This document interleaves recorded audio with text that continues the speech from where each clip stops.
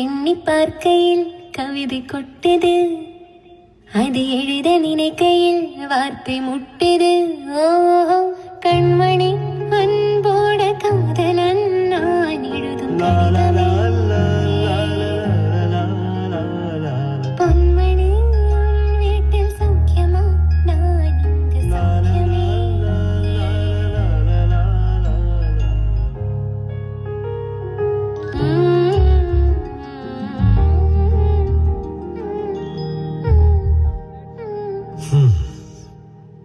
மனிதன் உணர்ந்து கொள்ள இது மனிதர் காதல் அல்ல, அதையும் தாண்டி புனிதமானது.